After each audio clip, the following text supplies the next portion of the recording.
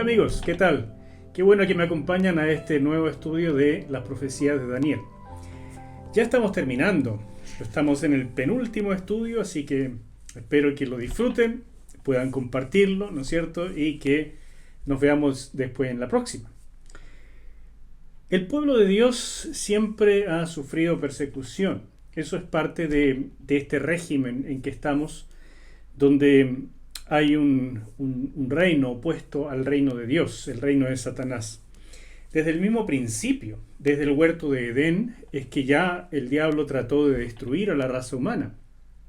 Caín y Abel es otro ejemplo, incluso las desobediencias por cobardía de Abraham cuando estuvo en Egipto pusieron en riesgo la continuidad de la promesa. Hubo una época en la monarquía davídica en que una reina usurpadora llamada Atalía casi acabó con la dinastía del rey David, y eso habría sido fatal para todas las pretensiones davídicas. Es decir, siempre hemos encontrado eso. ¿Para qué hablar, por ejemplo, de la matanza de los niños de Belén por Herodes el Grande? O la destrucción del templo y de Jerusalén con la invasión de los babilonios, que ya hemos estudiado, o después de los romanos en el año 70 después de Cristo. O sea, siempre ha habido eso, y también lo podemos encontrar, por supuesto, en la época de la Iglesia. La persecución, la oposición, es la tónica del mundo espiritual en que hemos estado incursionando. Y por eso estas profecías son tan importantes.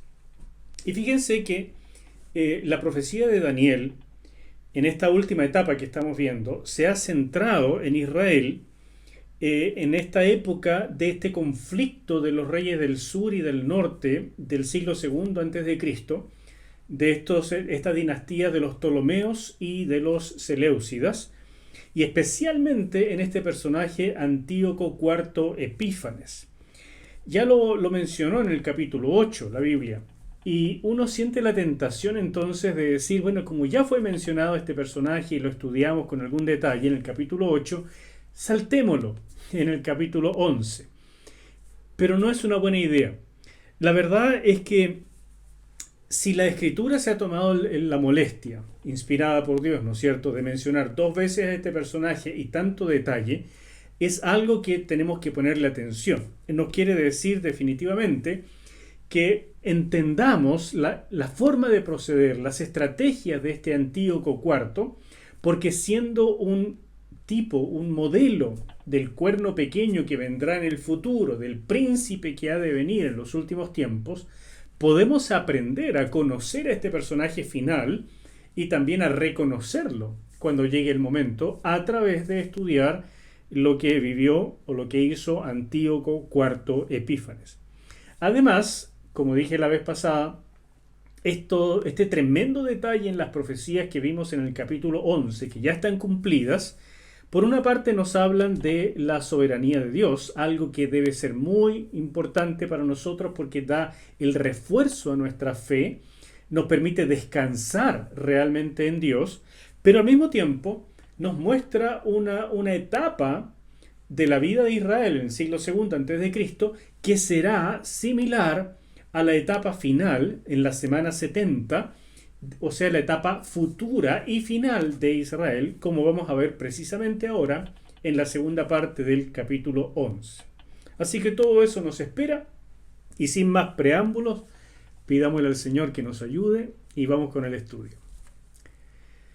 Mi querido Padre Celestial, abrimos ahora tu palabra con confianza, con esa confianza que tú nos das, porque tú dijiste que envías tu palabra y no vuelve a ti vacía.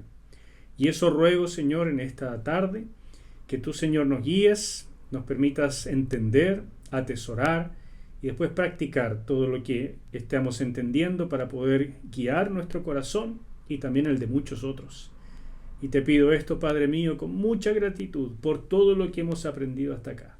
En el nombre de Jesús. Amén. Amén.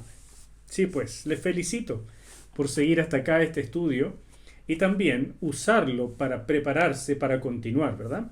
Porque si van a continuar después estudiando Apocalipsis conmigo, es súper importante que hayan hecho bien, que lo hayan hecho completo este trabajo de Daniel y que además, por supuesto, hayan visto todos los videos de esa serie que llamé Revelaciones, o sea, del capítulo 1 hasta el 5 de Apocalipsis. Bueno, comencemos leyendo Daniel 11, 21. Dice: será sucedido por un hombre despreciable, que no recibirá los honores debidos a un rey, pero que vendrá sin aviso y usurpará el trono por medio de salamerías. Y claramente se refiere a este Antíoco IV Epífanes, que nació en el 215 a.C., pero que gobernó del año 175 hasta el año 164. Su gobierno fue muy especial, y este versículo nos da la pauta de cómo comenzó. Estaba gobernando su hermano Seleuco IV, que era el hijo mayor de Antíoco III, el papá de ambos, ¿no es cierto?, de Seleuco y también de Antíoco. Pero murió Seleuco IV y debía sucederlo su hijo Demetrio I Sóter. Sin embargo, Demetrio estaba como huésped en Roma. ¿Se acuerdan que Roma tomó una cantidad de cautivos de la corte de Antíoco III, entre los que estaba su hijo Antíoco, pero también Demetrio, el hijo de Seleuco? Así es que mientras él estaba todavía en Roma, el tío, Antíoco IV, ni tonto ni perezoso, movió todos los palillos para quedar como el príncipe regente. En ese tiempo todavía se llamaba, su nombre verdadero era Mitrídates, pero él después asumió el nombre de Antíoco en honor a su padre. Y como dice precisamente la Biblia, era un tipo despreciable, sin escrúpulos. Así es que movió todo lo que pudo para hacerse del trono. Y estoy seguro que si Demetrio hubiera estado en este momento aquí en Siria y no en Roma, donde estaba, seguramente habría terminado asesinado. Pero Antíoco, por medio de promesas, favores y tantas cosas así, aseguró el trono para sí, y en el año 175 cambió la regencia interina por realeza, o sea, se autoproclamó el rey de Siria.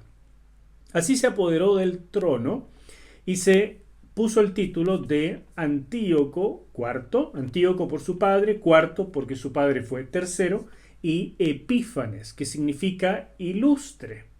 Pero al mismo tiempo significa manifestación, esa palabra, es una epifanía, de ahí viene la palabra epifanía. Y es muy interesante que en las monedas que se han encontrado, donde aparece el rostro de Antíoco, en la parte de atrás está el dios Apolo, pero al mismo tiempo aparecen las palabras Antíoco, cuarto Epífanes, ¿no es cierto? Y al lado Theos, que significa Dios. O sea, Antíoco quería hacer notar ya que él representaba una especie de manifestación de lo divino. Y eso nos habla bastante de su carácter, de lo que él quería proyectar, y también, por supuesto, porque él es un tipo del futuro cuerno pequeño, nos muestra y nos habla del espíritu de este hombre nefasto que vendrá en el último tiempo del mundo. Ese último cuerno pequeño de verdad va a tratar de hacerle ver al mundo que él es Dios manifiesto. En particular, el Cristo, porque anticristo, mis queridos, no significa contra Cristo necesariamente, sino más bien en lugar de Cristo. Y eso es lo que tenemos que entender. El anticristo no pretende decir necesariamente que Él es Dios. Lo que Él pretende decir es que Él es el Cristo, que finalmente vino, y que sea entonces adorado como el Cristo que ha venido. Pero toda su intención y el poder que tiene viene de Satanás. Leamos los siguientes versículos y ahora vamos a ver un pasaje un poco más largo, primero del versículo 22 hasta el 27. Delante de él las fuerzas contrarias serán derrotadas por completo, barridas como por una inundación, y con ellas perecerá el príncipe del pacto. Eso es bien interesante porque se refiere a los conflictos que va a tener Antíoco con sus sobrinos que están gobernando Egipto. Y este príncipe del pacto se refiere aparentemente a Onías III, que era el sumo sacerdote de Israel en ese tiempo y que falleció precisamente en este período. Versículo 23. A los que pacten con él los engañará y los atacará y los vencerá con un ejército reducido. Cuando la provincia se encuentre en paz y con abundancia, la atacará y hará con ella lo que nunca hicieron sus padres, ni los padres de sus padres, pues repartirá entre sus soldados el botín de guerra, y los despojos, y riquezas, y llevará a cabo sus planes contra las fortalezas, aunque solo por cierto tiempo. Con encono incitará a sus fuerzas, un gran ejército a lanzarse contra el rey del sur, y el rey del sur entrará en batalla con un ejército muy numeroso y fuerte, pero no podrá vencerlo, porque será traicionado, aunque los que comían con él lo traicionarán. Y su ejército será derrotado, y muchos perderán la vida. Estos dos reyes solo pensarán en perjudicar al otro, y en la misma mesa se engañarán, pero esto no les servirá de nada, porque el plazo aún no se habrá cumplido. Es impresionante cómo todas estas cosas que ya son del pasado se cumplieron con muchísimo detalle. No voy a poder ver todos los detalles, porque sería muy largo, pero sí algunos. Sigo leyendo, versículo 28. Y este versículo se refiere en particular a la invasión que hizo Antíoco IV contra Egipto en el año 170, 169 un poco también, pero el 70 específicamente. Entonces el rey del norte volverá a su país con grandes riquezas, aunque antes se propondrá dañar al pacto santo. Eso es, después de lo que hizo en Egipto, volviendo por Palestina, hizo un montón de desastre. Y luego de satisfacer sus deseos, regresará a su tierra. Y ahora los versículos 29 y 30, que se refieren a una segunda incursión de Antíoco IV a Egipto en el año 168 y 67, donde también pasó por Palestina y ahí dejó la escoba. Todo eso ya lo vimos en otro momento, pero ahora voy a ponerle algunos detalles más que son muy importantes. Leo, versículo 29. En el momento señalado, este rey volverá al sur, aunque este último ataque no será como el primero. Porque las naves de Quitín, eso se refiere a Chipre, lo atacarán y lo humillarán, aunque él en su enojo se volverá contra el pacto santo y hará lo que se le antoje, pero se mostrará amable con los que abandonen el santo pacto. Así que todo eso nos habla de una época bien particular y habla de un momento en que está destruyendo realmente el judaísmo y comienza a levantarse el movimiento que se llamó Macabeo y que es precisamente lo que dicen los siguientes versículos, del 31 al 35. Sus tropas se dedicarán a profanar el santuario y la fortaleza y suspenderán el sacrificio continuo y en su lugar pondrán la abominación desoladora. El Señor Jesús hizo mención de esto en Mateo 24. Y esto ocurrió en el año 167 a.C. Versículo 32. A los que violen el pacto, él los seducirá con engaños. Pero el pueblo que conoce a su Dios se le opondrá con todas sus fuerzas. Eso es precisamente el levantamiento macabeo. Los sabios del pueblo instruirán a muchos, aunque por algún tiempo morirán a filo de espada o en el fuego, o serán llevados cautivos y despojados de sus propiedades. Es el costo, mis queridos, de esta oposición. Fue un tiempo tremendo, de grandes luchas, de muchas traiciones, de muchísimas muertes, y nos habla precisamente del costo de mantenerse fiel a los principios, a la convicción, algo que ha sido tan subrayado en el libro de Daniel. Definitivamente es algo que tenemos que aprender. Y no tengo tiempo de estudiar todo el periodo macabeo, pero realmente es muy interesante. Lo recomiendo mucho. En cualquier libro de historia se encuentra.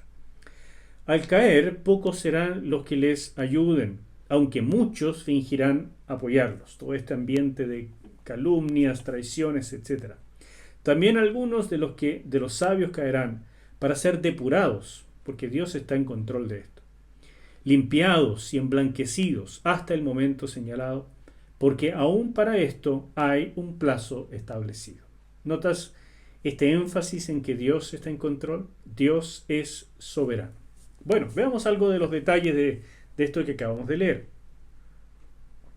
Y fue un pasaje largo, hasta el versículo 35, comenzando en el versículo 22. Así que es un pasaje importante. Nos habla de las estrategias de Antíoco, que fueron muy características. Ofrecía amistad, tratos, pactos, y después traicionaba y agarraba a la gente desprevenida. Y eso lo hizo con toda la gente en esa época. Nos habla, por tanto, y eso es lo que tenemos que aprender, de este personaje futuro que de verdad usará de las mismas estrategias. Así fue precisamente lo que pasó con Ptolomeo VI Filometer, que era sobrino de Antíoco IV, porque era hijo de Ptolomeo V, pero casado con Cleopatra I. Esto lo vimos en la vez pasada. Y Filometer significa quien ama a su madre, o sea, tenía una relación muy especial. Y Cleopatra, esta mujer llegó a ser tan importante en Egipto que comenzó una verdadera dinastía de Cleopatras. Esta la llamaron Cleopatra I, y la tan famosa Cleopatra en el año 30 a.C., la época de Marco Antonio y todo eso, ella llegó a ser la Cleopatra VII. Así que hay mucha tela que cortar en la historia. Bueno, la cosa es que esta Cleopatra, hija de Antíoco III, era hermana de Antíoco IV y gobernaba como reina regente en este tiempo porque su hijo era muy pequeño. Pero Cleopatra, por supuesto, murió en algún minuto en el año 176 a.C. y en el año 181 colocaron a Ptolomeo VI como rey de Egipto, pero tenía solamente 6 años de edad. Entonces la que gobernaba en realidad era Cleopatra como reina regente. Pero ella murió en el año 176 y en el año 170 a.C., o sea, cuando Ptolomeo VI tenía apenas 17 años de edad, lo instigaron, la verdad, los ministros de Egipto para recuperar Fenicia y Palestina.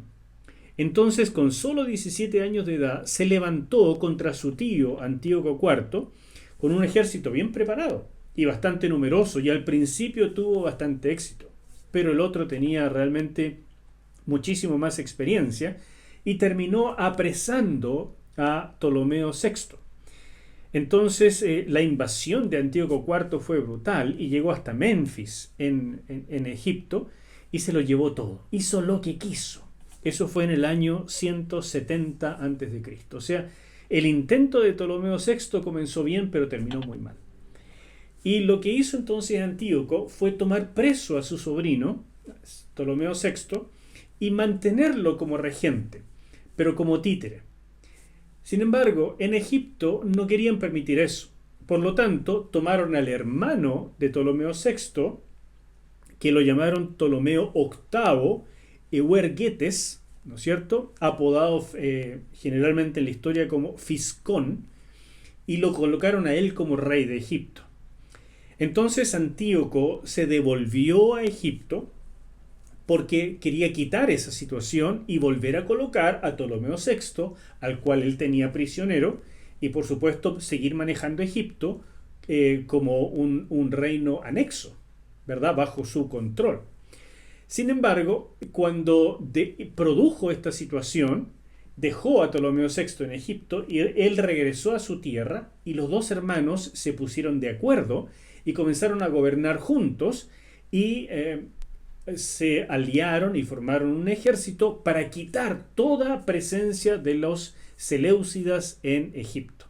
Así que se levantaron una revolución. Y claramente cuando lo supo esto Antíoco IV, se devolvió a Egipto queriendo aplastar completamente la revuelta de estos dos sobrinos porfiados que tenía. Y eso fue en el año 168 a.C.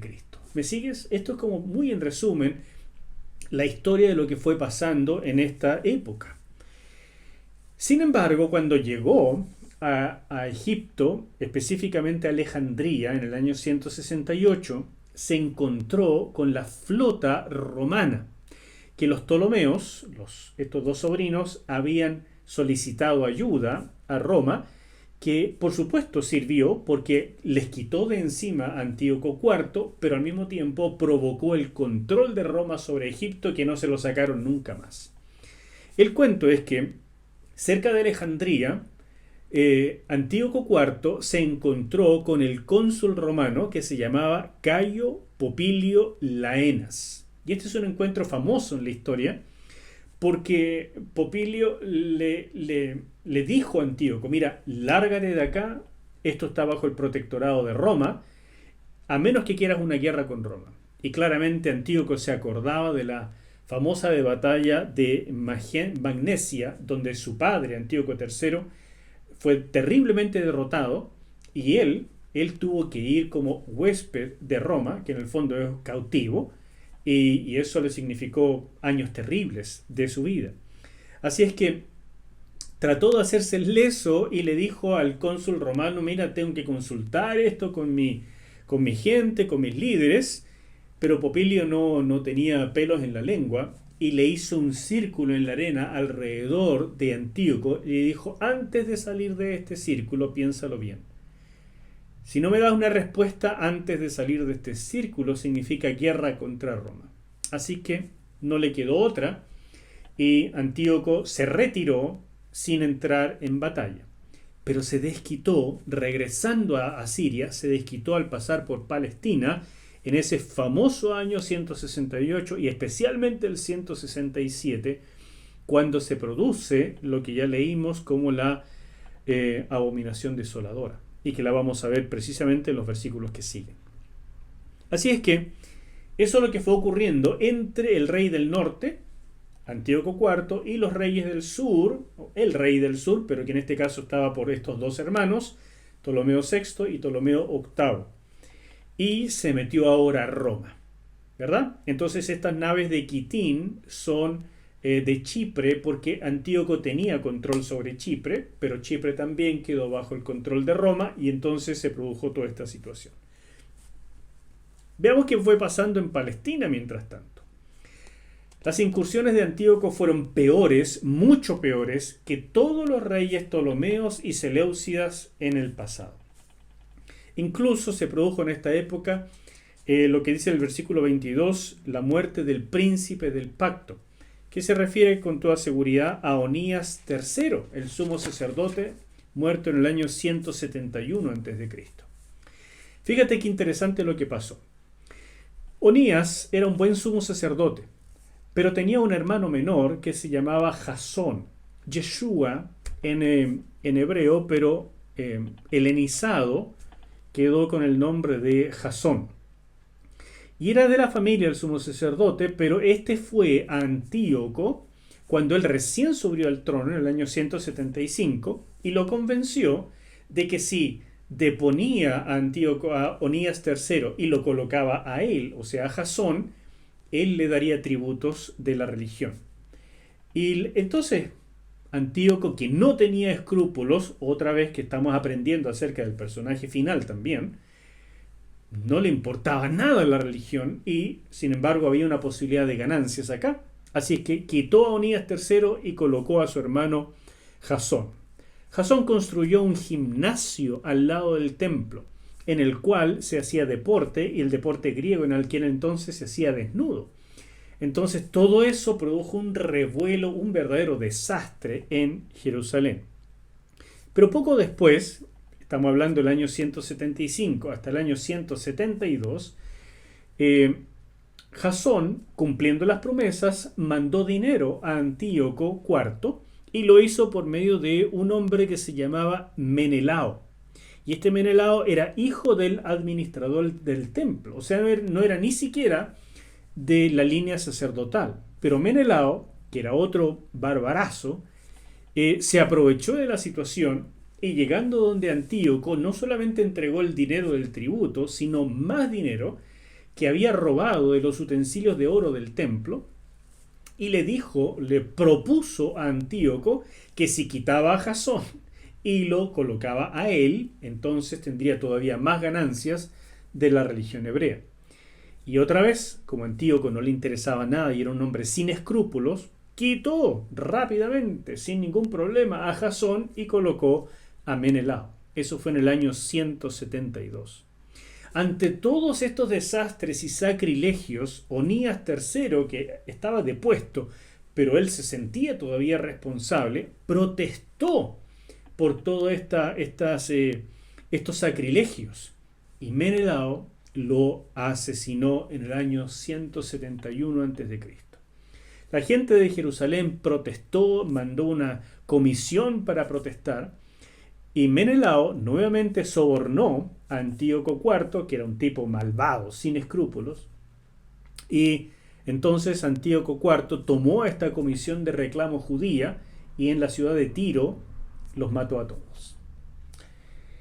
Sin embargo, Jasón, con un pequeño ejército, entró a la ciudad de Jerusalén, tomó preso a Menelao y se hizo nuevamente el sumo sacerdocio, pero por un momento, por un tiempo muy breve, porque Antíoco escuchó de esta situación y volvió con un ejército.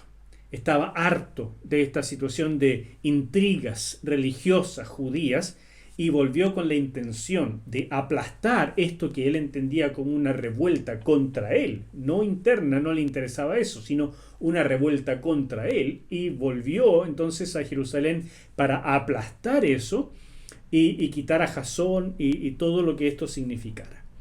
Así que nos estamos preparando precisamente para una situación terrible. Y eso coincide con que él tuvo que volver con la cola entre las piernas de Egipto después de la amenaza de los romanos. Así que además de escuchar esta situación, él venía de Egipto realmente furioso. Y eso es lo que provocó lo que a la postre fue llamada la abominación desoladora. Así es que entró a Palestina, año 168, entrando al 167, y en este año 167 sobre todo, cansado de las intrigas, decidió de una vez y por todas suprimir la religión judía.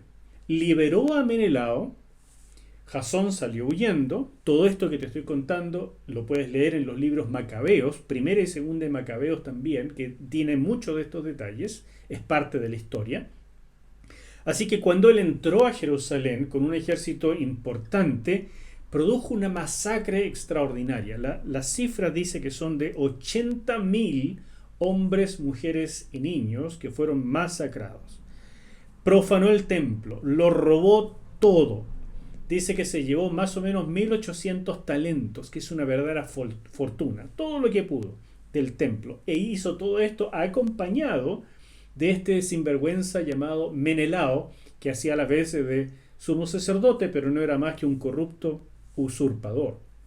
Prohibió las prácticas religiosas judías, colocó altares de diversos ídolos en toda Jerusalén, y en el templo colocó un altar a Zeus, quitando el altar de los sacrificios judíos. De hecho, según 2 de Macabeos capítulo 6, versículo 2, lo que pretendía aparentemente es que el templo judío quedara como templo de Zeus. Así es que todo eso fue algo horrible para los judíos. Zeus, ¿no es cierto?, en términos griegos, Júpiter en términos romanos. Así que ambos nombres son válidos para lo que te estoy contando. Y eso que colocó el altar a Zeus en el templo, profanó el Shabbat, obligó a que ya no se observara más el Shabbat, ni tampoco las fiestas, menos aún que se hicieran sacrificios a Yahweh, no se podía hacer. Prohibió la circuncisión de los niños.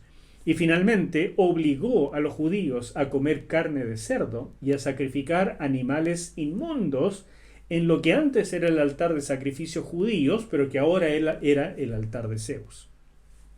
Todo eso ocurrió como ya culminación a finales del año 167, el 25 de Kisleu, que en ese año cayó el 16 de diciembre del año 167 a.C.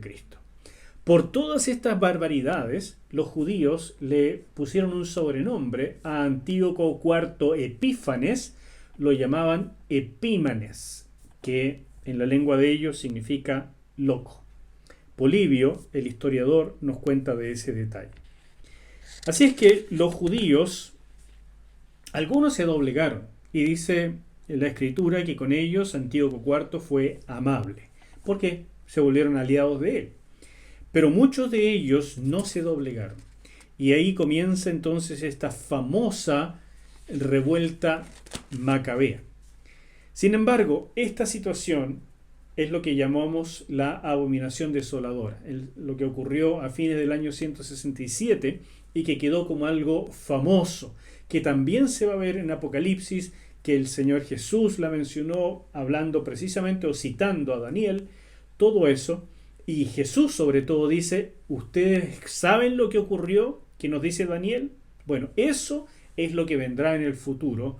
Y dice, cuando ustedes vean en el futuro la abominación desoladora de la que habló Daniel, refiriéndose a lo de Antíoco, pero ahora trasladado al futuro, entonces saben que la situación ya está al límite y hay que huir simplemente. Se levantaron los macabeos. ¿Cómo fue eso? Llegó esta proclamación de Antíoco IV y un judío pro-helénico iba a hacer el sacrificio que estaba ordenado.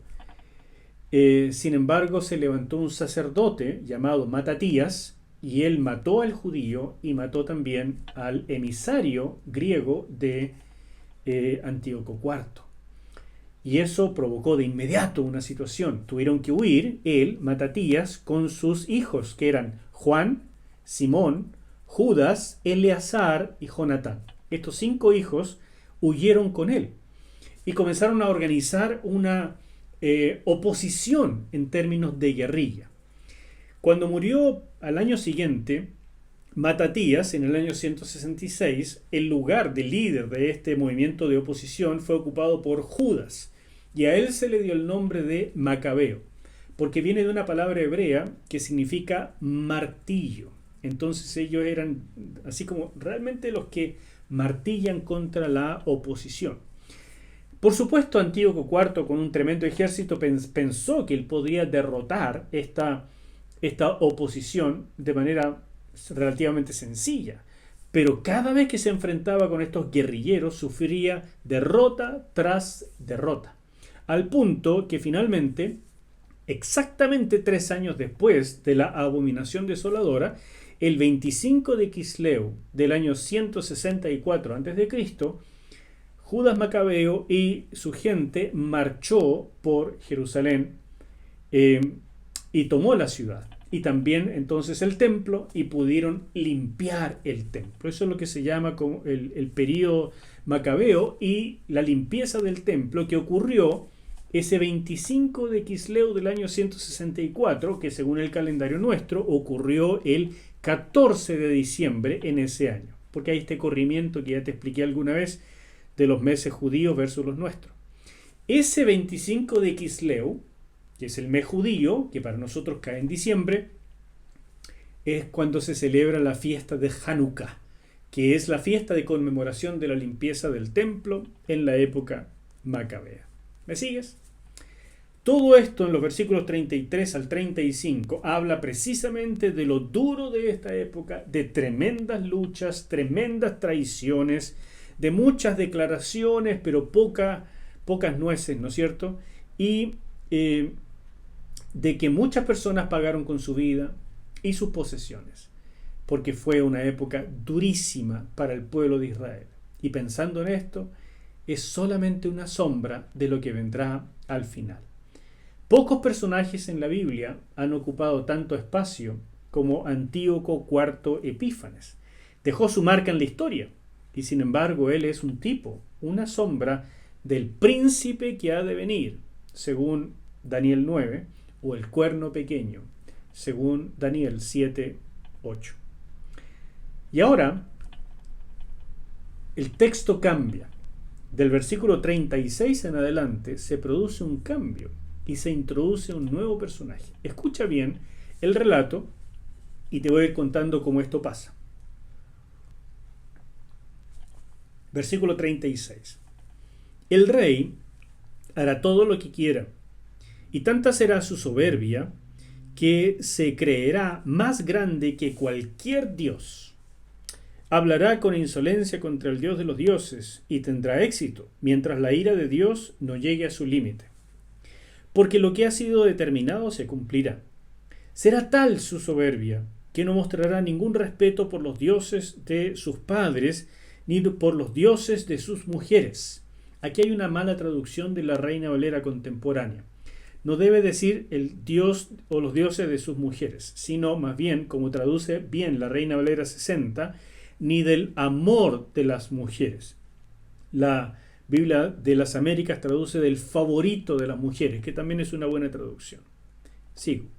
Ni por ningún otro dios, porque se creerá mayor que todos ellos.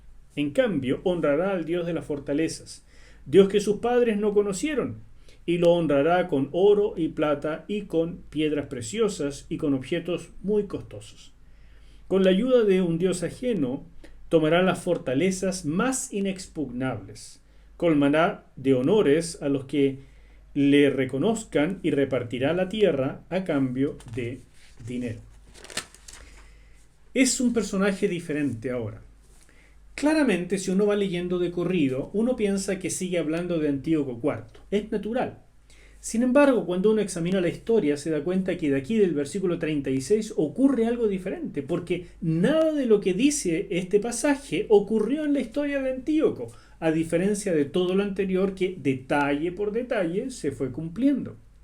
Así que algunos han propuesto, por supuesto, que sigue hablando de Antíoco IV Epífanes, pero no cuadra con la historia. Otros han tratado de decir que esto está hablando ahora de un personaje futuro que se llama Herodes el Grande, que claro, fue un personaje nefasto también en la historia de Israel, pero tampoco cuadran los eventos de la historia de ese personaje con lo que aquí se dice. Tampoco un personaje futuro más cercano a nuestra época tampoco cuadra, aunque ya hay algunos que cuadran bastante más. Se refiere a un personaje que todavía no ha surgido. Porque Antíoco IV, por ejemplo, sí respetó a los dioses de sus ancestros. De hecho, él promovió el panteón griego. Cuando profanó el templo de los israelitas, él no se colocó a sí mismo como Dios, no levantó una estatua de sí mismo en el templo, sino de Zeus o de Júpiter. Es decir, él promovió a estos dioses que él ya conocía. Y no es correcto decir que entonces Antíoco IV es este personaje, porque este es otro. Este no tiene respeto de dioses. Este se promueve a sí mismo. Él se hace mayor que los dioses, se hace como Dios. No tiene respeto de ninguna cosa. Es más bien el personaje anunciado al final de la historia, que ya se parece en algún sentido a los grandes dictadores ateos que hemos conocido en el siglo XX, pero los supera todavía. En mi opinión, se refiere a eventos del final de los tiempos en la semana 70, tal como nos dice Pablo en 2 de Tesalonicenses capítulo 2, versículos 1 al 4. Escucha. Hermanos, con respecto a la venida de nuestro Señor Jesucristo y nuestra reunión con Él, les rogamos que no cambien fácilmente de manera de pensar. No se dejen asustar por nadie, ni siquiera por un espíritu, una palabra o una carta que pretenda aparecer como nuestra, en el sentido de que el día del Señor está cerca. De ninguna manera se dejen engañar, porque ese día no vendrá sin que antes venga la apostasía y se manifieste el hombre de pecado, es decir, el hijo de perdición, el cual se opone y se enfrenta a todo lo que se llama Dios o es objeto de culto. Llega al grado de sentarse en el templo de Dios y de ocupar su lugar, haciéndose pasar por Dios. Es evidente que este personaje que nos menciona Pablo se parece mucho más a este personaje de los versículos que acabo de leer en Daniel 11. Es el anticristo, es la bestia, y aquí Pablo le da otros nombres: el hombre de pecado, el hijo de perdición.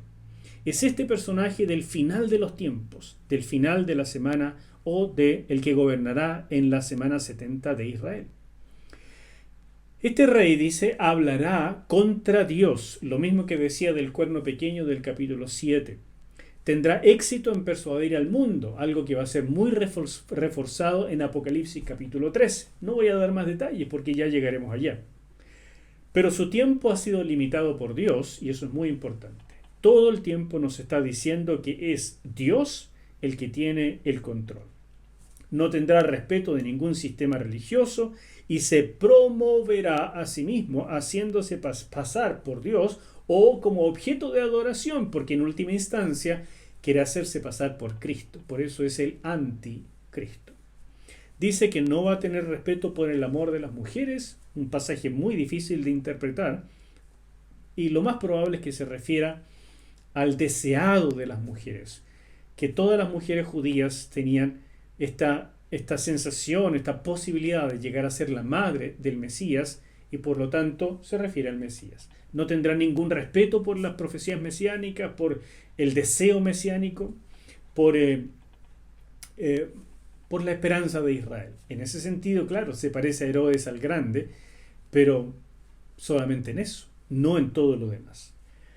Dice que seguirá al Dios de las fortalezas, y no se refiere a un Dios en particular de la antigüedad, sino más bien, y esto es mi opinión, por supuesto, porque todos estos pasajes, como son futuros, son mucho más difíciles de interpretar que aquellos que ya ocurrieron y que los podemos ver registrados en la historia. Esto no sabemos exactamente qué es y por eso son suposiciones, conjeturas, con mayor o menor peso. Ustedes tendrán que juzgar al final, escuchando tal vez otras opiniones, quién es el que está más cerca de la verdad. Entonces, este príncipe que ha de venir, más bien sigue a este Dios de la fortaleza, que no se refiere a un Dios del pasado, sino a la fuerza misma, al poder de los ejércitos. Es un tipo que no le interesa nada más que el poder militar para lograr mayor y mayor control, que de eso se trata toda su carrera. Y así llegamos a los últimos versículos, que son los que hacen más evidente que no puede tratarse de Antíoco IV Epífanes, de quien está hablando el texto, sino de un personaje futuro. Léelo conmigo. Cuando llegue el momento del fin, el rey del sur luchará contra el rey del norte. Qué interesante que nos habla de estos mismos personajes que teníamos antes, o es otra cosa. Dice, y el anticristo, ¿no es cierto? No es Antíoco IV, sino este otro personaje que está apareciendo. Este se levantará contra el rey del sur o del norte, que tendremos que ver. Se levantará como una tempestad, con carros de guerra y gente de a caballo, y con muchas naves, y lo atacará por tierra, y lo arrasará como una inundación. Invadirá la tierra gloriosa, y muchas provincias serán conquistadas, aunque Edom y Moab y la mayoría de los hijos de Amón lograrán escapar. Todo está circunscrito a la época y por eso usa estos países, estas regiones que hoy en día ya no existen, pero que nos hablan de regiones, por supuesto, pero más que nada de pequeños gobiernos y cosas que no son tan importantes para este relato. Versículo 42. Extenderá su mano contra muchos países y ni Egipto podrá librarse de él. Ahí se ve que está contra el rey del sur. Se apoderará de los tesoros de oro y plata de Egipto y de todos sus objetos preciosos, y luego se apoderará de las riquezas de Libia y de Etiopía. Eso nos muestra que no se trata de los reyes del norte y del sur que antes vimos, o sea, Egipto y Siria, Ptolomeos y Seleucidas, sino más bien de coaliciones de naciones. Versículo 44. Pero cuando se entere de las noticias del oriente y del norte, se llenará de temor y lleno de ira, saldrá para destruir y matar a muchos. Plantará las tiendas de su palacio entre los mares y el monte santo y glorioso, pero su fin llegará y no habrá nadie que lo ayude. Son pasajes complejos, especialmente porque son futuros. Interpretar la profecía que viene todavía es siempre muchísimo más complejo que verla ya cumplida en el pasado. Así que, insisto, lo que voy a decir son conjeturas que yo creo que tienen mucha base, pero siguen siendo supuestos. Por supuesto, estos versículos terminan de aclarar que no se trata de Antíoco IV, porque nada de esto ocurrió en la historia. Esto se trata de la semana 70 del Anticristo, que comienza esta semana con un pacto con Israel. Ya dije en mensajes anteriores que todo esto se circunscribe al templo en función, que en este momento no está. Por lo tanto, debe estar el templo en función y para eso será principalmente este pacto con Israel.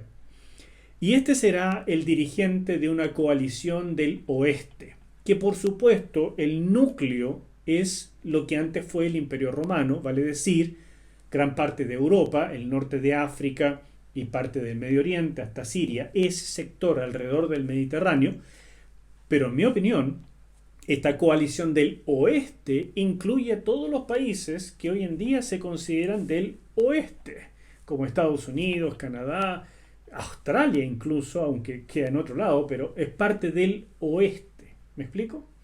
No es necesariamente el Imperio Romano. De hecho, hoy en día lo más cercano a eso sería tal vez la ONU, que tiene 5 países que son fijos y otros 10, interesante el número 10, que se van turnando por una cantidad de años y que son también garantes de la seguridad de la ONU. Bueno, más adelante hablaremos de eso. Pero el punto es que este será el dirigente de una coalición del oeste. Son los pies de la estatua del capítulo 2 de Daniel, o los 10 cuernos del capítulo 7 de Daniel, que son los 10 cuernos de la bestia, de la cuarta bestia. Cualquier ataque contra Israel, por tanto, este dirigente, el anticristo, lo verá como un ataque contra sí mismo, porque estará en pacto con Israel. Y aquí se usan las imágenes de los reyes del sur y del norte, que nos recuerdan por qué era tan importante estudiar con detalle eso, porque será el ambiente que se vivirá en esta última etapa del mundo.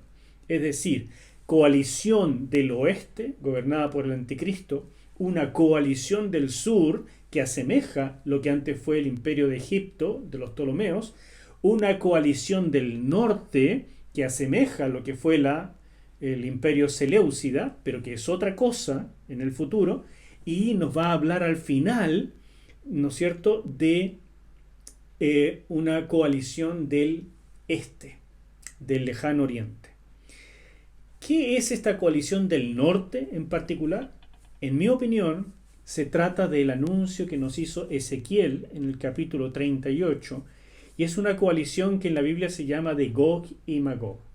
Por mucho tiempo se pensó que era Rusia y sus aliados, pero bueno, hoy en día sabemos que eso no es como antes, no es la Unión Soviética, ni mucho, ni nada por el estilo, pero va a haber algún tipo de unión de naciones, y el centro de todo, si ustedes se fijan, es Israel. O sea, ese es el núcleo que se está aquí poniendo en juego, que se está peleando, y hay del oeste, del sur, del norte, y viene también del este. Escucha lo que dice Ezequiel 38, versículos 14 al 16. Por tanto profetiza, hijo de hombre, y di a Gog, así ha dicho Jehová el Señor, en aquel tiempo, cuando mi pueblo Israel habite con seguridad, ¿no lo sabrás tú? Vendrás de tu lugar, de las regiones del norte, tú y muchos pueblos contigo, todos ellos a caballo, gran multitud y poderoso ejército. Y subirás contra mi pueblo Israel, como nublado para cubrir la tierra. Será al cabo de los días. Y te traeré sobre mi tierra para que las naciones me conozcan, cuando sea santificado en ti, oh Gog, delante de sus ojos. Aquí escogí la Reina Valera 60, este pasaje especialmente claro ahí.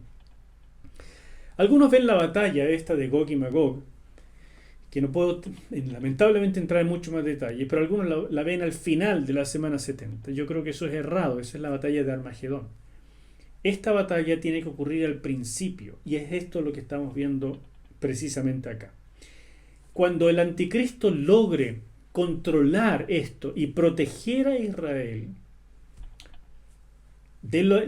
esta unión de poderes que se están aquí viniendo encima del sur y del norte, precisamente él tendrá el control total y oirá que se viene todavía este tremendo ataque del oriente, que Apocalipsis 9, versículo 16 nos dice, no sé si literalmente o simbólicamente, nos dice que vienen 200 millones de soldados, de jinetes, que puede ser por supuesto algo simbólico, pero es interesante que China ya hace tiempo, hace mucho tiempo, como veremos cuando lleguemos a Apocalipsis, ya dijo que tenía un ejército de 200 millones de personas, de hombres.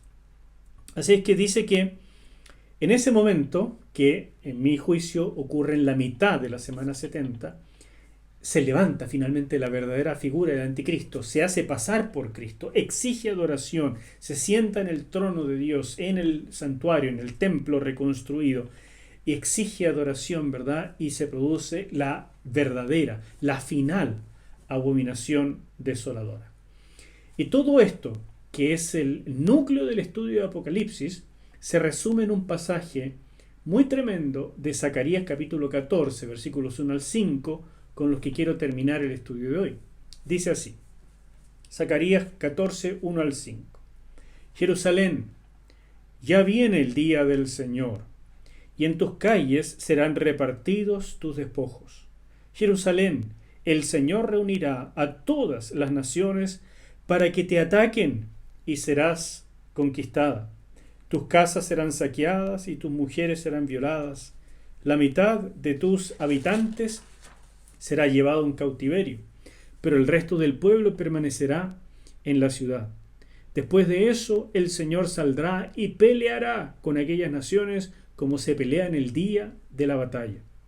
Cuando llegue ese día, el Señor plantará sus pies sobre el monte de los olivos, que está al oriente, frente a Jerusalén. Y el monte de los olivos se partirá en dos, hacia el oriente y hacia el occidente, con lo que se formará un valle muy grande, y una mitad del monte caerá hacia el norte y la otra mitad hacia el sur. Entonces ustedes huirán a los montes por el valle, porque el valle se extenderá por los montes hasta Asal. Huirán como lo hicieron en los días de Usías, el rey de Judá, por causa del terremoto. Entonces vendrá el Señor mi Dios con todos los santos. Y ese es el final de la semana 70. Así será el final del anticristo. Y eso nos muestra otra vez que no puede ser Antíoco IV Epífanes quien murió en Persia, no en Palestina, como vemos acá. Todavía nos quedan muchos detalles por ver. Fíjate que los detalles históricos ya cumplidos nos hablan precisamente de la soberanía de Dios, y esto nos hace bien al alma. No pierdas de vista eso, no pierdas de vista la importancia de estos detalles. El énfasis en Antíoco IV Epífanes y en el período griego del siglo II a.C. también tiene que hablarnos, porque son precisamente ilustraciones, tipos de lo que vendrá en la época final, en la semana 70 de Daniel, que corresponde a la última semana del pueblo de Israel antes de la venida del Señor. Todavía nos faltan algunos detalles, así es que va a haber una sesión más hablando del capítulo 12 de Daniel, y que se centra precisamente en la semana 70, en algunos detalles muy, muy importantes, y que nos prepara para la gran revelación del libro de Apocalipsis. Te espero allí. Amén. Señor, danos tu bendición, tu entendimiento, y que toda esta palabra quede clavada en nuestros corazones, para atesorarla, para amarte a través de ella, para poder predicarla a los cuatro vientos, porque se acerca el tiempo del fin. Yo te pido bendición, Señor, a todos los que vean este video y sobre mi vida, porque lo pido en el nombre de Jesús. Amén. Gracias por acompañarme. Nos vemos en la próxima.